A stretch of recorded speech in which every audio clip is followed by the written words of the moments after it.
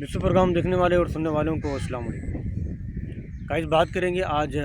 دو important news کے پر جو دونوں بڑی خاص ہیں، اس پر سے ایک جو ہے وہ تو بہت زیادہ اہم ہے۔ بات کریں گے آج بانی ایم کیو الطاف حسین کے حوالے سے، بڑی اہم نیوز ہے ان کے حوالے سے اور ان کی پارٹی کے حوالے سے۔ اس کے علاوہ بات کریں گے بانی P T I Imran Khan کے حوالے سے۔ پہلے بات کر لیتے ہیں عمران خان کے حوالے سے، اس کے بعد جو ہے وہ بات کر لیں گے بانی ایم کیو کے حوالے سے۔ 2 دن پہلے جو فیصلہ ہوا سپریم کورٹ کی طرف سے کہ عمران خان کے تمام کیسز ختم کر دیے گئے، ضمانت کر دی گئی، باقی 2 کیس رہ گئے ہیں، وہ کیس جو ہے وہ اسلام آباد ہائی کورٹ کرے گا، اس کے بعد پھر دیکھیں گے کیا ہوتا ہے۔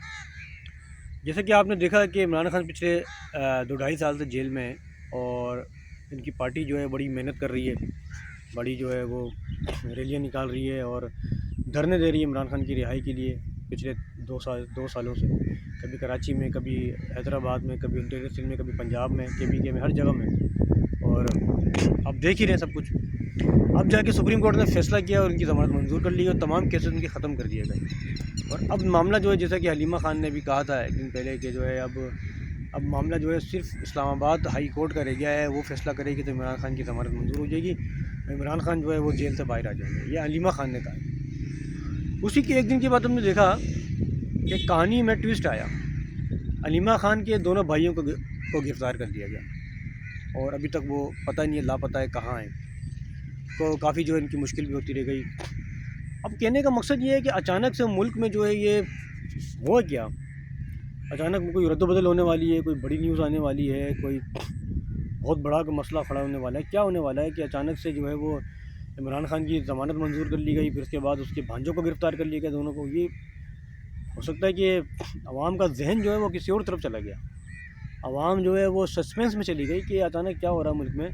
کہ پہلے عمران خان کی ضمانت منظور کر لی گئی، اس کے بعد اس کے دونوں بھانجوں کو اریسٹ کر لیا گیا اور ابھی تک دونوں کا پتہ نہیں ہے۔ اب حلیمہ خان ان کی والدہ تو ماں ہے، وہ پریشان ہے ابھی تک۔ بہرحال پی ٹی آئی میں ایک بڑا ڈرامائی موڈ چل رہا ہے اس وقت۔ یہ تو ہو گئی خبر عمران خان کی۔ دوسری نیوز کی طرف چلتے ہیں، بانی ایم کیو الطاف حسین کے حوالے سے۔ آج سے 1 یا 2 دن پہلے، یہ بھی نیوز کچھ زیادہ پرانی نہیں ہے، 2 دن پرانی ہے، کچھ بھی نہیں ہے، خانے وال پنجاب کا علاقہ ہے، وہاں پر اچانک سے M Q M Altaf Hussain کے بندوں کی طرف، ورکروں کی طرف سے پریس کانفرنس کی گئی۔ اس کانفرنس میں جو ہے وہ مطالبہ کیا گیا کہ الطاف حسین کے اوپر سے غیر آئینی جو ہے پابندی ہٹائی جائے، ان کی تقریر پر، ان کی تحریر پر، ان کی تصویر پر ہٹائی جائے۔ اب ہم نے یہ دیکھا کہ جو پریس کانفرنس جو ورکر کر رہے تھے وہ نئے چہرے تھے، میں نے خود پہلی بار دیکھا تھا ان کو، کون تھے وہ؟ یہ بتا نا کہ کراچی میں جو ہے وہ 90 کے الطاف حسین صاحب کے جو ورکرز ہیں، کارکنان ہیں، تو ان کو سب جانتے ہیں اور کوئی ان سے جو ہے لگی چھپی بات نہیں، سب جانتے ہیں۔ تو بہت سارے تو ابھی ہے بھی نہیں، غائب ہو گئے، پتہ نہیں کہاں چلے گئے۔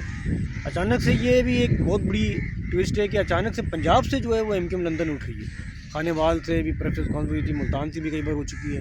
اور پنجاب میں بھی ایم کیو ایم لندن کی ریلیاں نکلی ہیں، جس طرح کراچی میں ریلی نکلتی تھی۔ تو یہ بڑی حیرت ہوئی اچانک سے، خانے وال میں پریس کانفرنس ہوئی ان کے مطابق، اور دوسری بڑی حیرت پر یہ ہوئی کہ گرفتاریاں بھی نہیں ہوئیں۔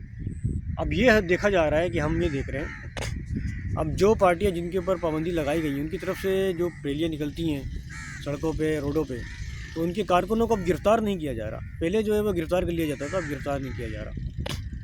یہ بھی ایک جو ہے ٹویسٹ ہے دیکھا جائے تو، کہ آخر یہ کیا ماجرا ہے۔ بہرحال یہ دونوں رپورٹیں بڑی اہم ہیں۔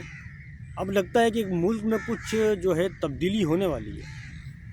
اچانک سے جو ہے وہ عمران خان کے اوپر سے جو ہے مقدمات سارے ختم کر دیے گئے اور جو ہے وہ ضمانت منظور کر لی گئی، تمام کیس ختم کر دیے گئے، پھر اچانک سے ایم کیو ایم لندن کی پریس کانفرنس، پھر اچانک سے ایم کیو ایم لندن کی طرف سے ریلیاں، کراچی، حیدرآباد، انٹیریئر سندھ، پنجاب، خانے وال میں ریلیاں۔ بظاہر تو پھر ایسا لگتا ہے کہ دوبارہ سے پرانی حکومت آنے والی ہے اور جو موجودہ حکومت چل رہی ہے ان کی چھٹی ہونے والی ہے، لگتا ہے ایسے کچھ ایسی رہا ہے۔ بہرحال دیکھتے ہیں کہ آگے چل کر کیا ہوتا ہے، اونٹنی کس طرح پر بیٹھتی ہے۔ ابھی تو نیوزیں یہ چل رہی ہیں، دونوں جو بھی چل رہی ہے نیوز ہی چل رہی ہے۔ اور ایک اور نیوز میں آپ کو دیتا چلوں کہ کل رات کو جو ہے فیصل پہ سرکاری ورکروں کی طرف سے جو ہے لائن کی کھدائی چل رہی تھی، تو کھدائی کے دوران بتایا جا رہا 45 سے 50 افراد آئے اور اس مزدوروں پہ جو ہے وہ پیٹا اور اس کے بعد برابر میں مقامی پیٹرول پمپ پہ لے کر کے کمرے میں جا کے ان کو مارا گیا، تو پتہ یہ چلا کہ وہ سعید غنی کا بھائی نکلا ہے،